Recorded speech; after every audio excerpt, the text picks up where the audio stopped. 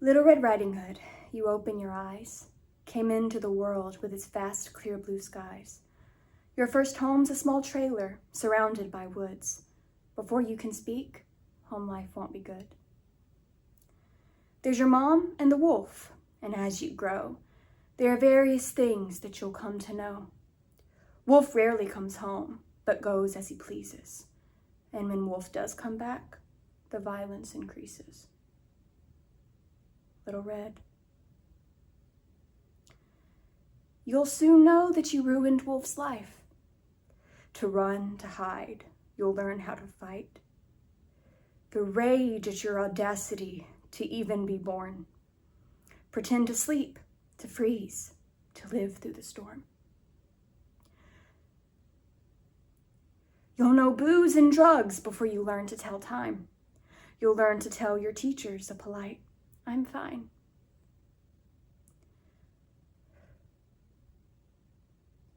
Your first attempt is at age 7. You wanted safety, comfort.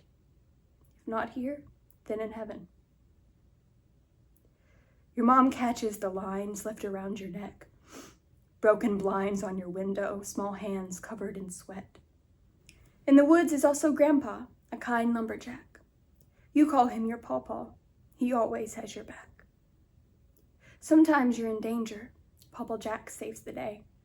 Sometimes he can't make it, but he says it's okay. You hide in the corner, hide in the garage, wish that you could just camouflage. Your only comfort? Movies, imagination, pretend, daydreaming and escape until danger ends. Little Red. The violence continues, and your attempts do too. Your life is in danger you can't get used to. Fight after fight, now fast forward a year. New bundles of joy, 2 brothers appear. One look at your brothers, all it takes to decide. They will never, ever have to fear for their lives.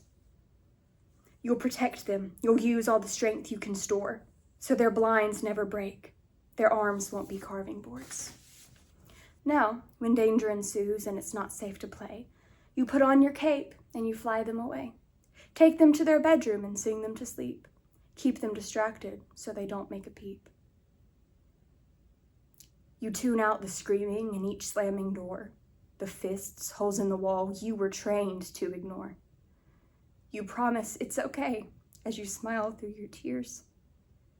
You call Pawpaw Jack to talk through your fears. Brothers are now asleep. You watch them through the night. You hear gentle snoring. The grown-ups still fight. But you won't sleep, not a wink. Instead, you'll pretend.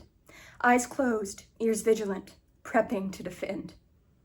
You feel hot, you feel cold, you feel tingly, numb too.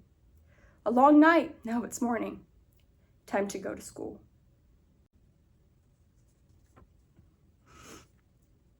Little Red. Classmates are unaware of what life's like at home. They insult you, hurt you, you're still all alone. Final straw, a boy does something that he shouldn't do.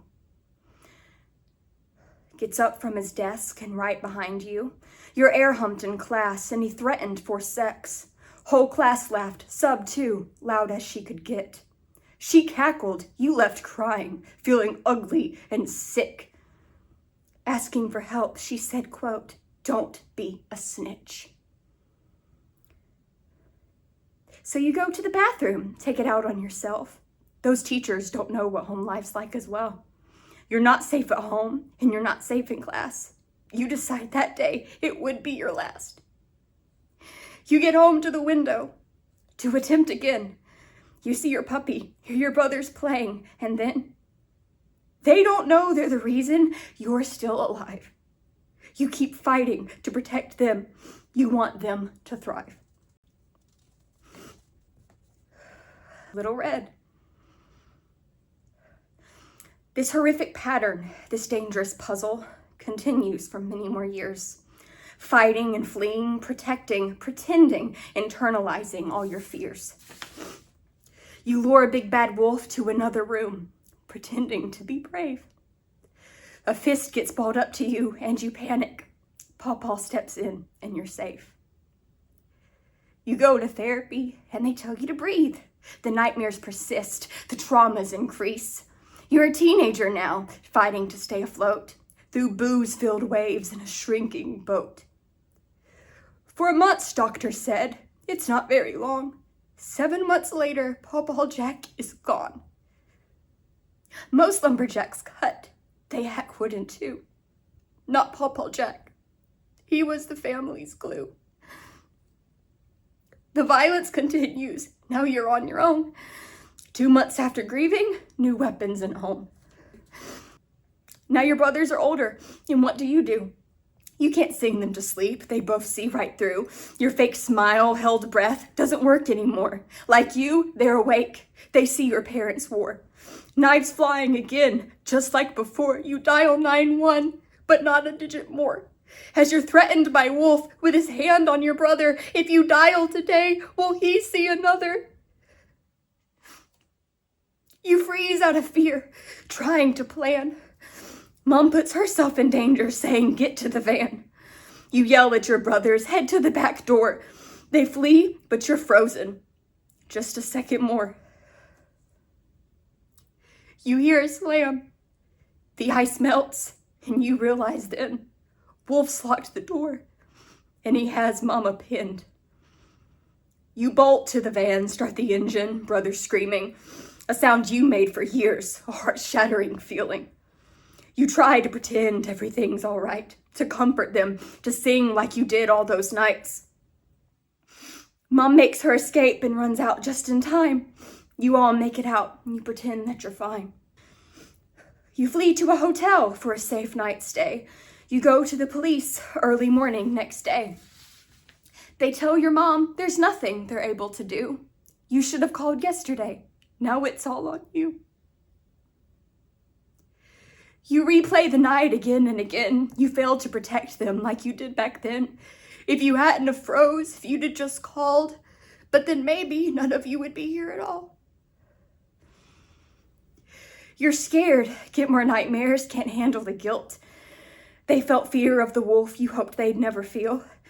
Once again, you begin to take it out on yourself. Your past trauma, new trauma, the family you failed. Can't afford to stay longer, so you have to return. To the house, to the wolf, to the forest of hurt. You stay for your brothers until they move out. They go somewhere safer, to grandmother's house. You're too scared to leave, so you stay with your mom. Your brothers start healing. Big Bad Wolf moves on. But for you, moving on isn't as simple as it seems. The flashbacks, the nightmares corrupt all your dreams. You get in a car ready to throw it all away. At least now you know that your brothers are safe. You see a bridge and think, why don't I just do it? A perfectly timed stranger helps you get through it. You keep going to build a relationship, a highly toxic one. Each bite of food feels like punishment, and it's not any fun. Your brain did this grasping to feel some form of control. Day by day, it gets stronger and stronger, and you more skeletal. The pain continues, you spiral each day, taking trauma out on yourself each possible way. You want to quit hurting, to numb everything. You look in the cabinet, and what do you see? Little Red. A little bottle you said you'd never do. But it runs in the family, so why not you too? You're desperate for relief, for peace, to numb the pain. Just one time, you tell yourself, a lie straight from your brain. Once turn to twice, then turn to thrice, 4 or 5 more times. More and more the bottle rattles till you reach the end of the line. Lab work comes back. A liver's not doing too good. You realize this went further than it ever should. But you can't stop, can't recover. The pain is much more. You flashback, you panic, you collapse on the floor. Little Red. Your cape is of cloth, but you're made of glass. You need help, healing, comfort, and you need it fast.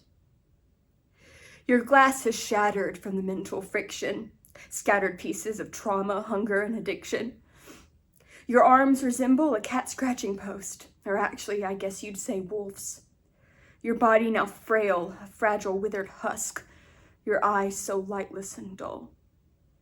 Your mom does her best to pick up the pieces, her best to hide her frown. An ambulance, 1013, a long time in treatment. Your world flipped upside down.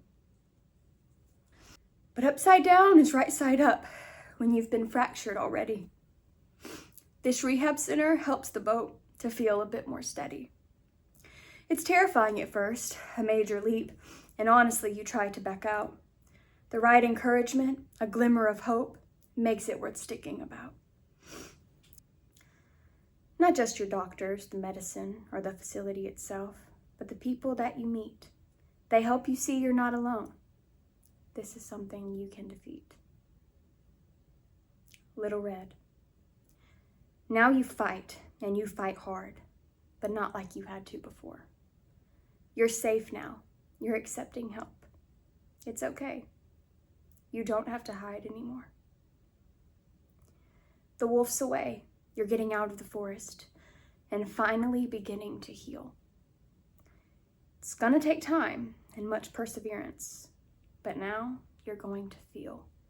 Not fear or pain in your mind and body the way it used to be, but feelings of joy, strength, and healing, long-awaited recovery. This time you fight to win the battle, conquer the wolf, reclaim the time that was stolen from you all those years. You learn to say, I'm fine. Little Red, you don't attempt anymore. You haven't for a while. You've made so much progress.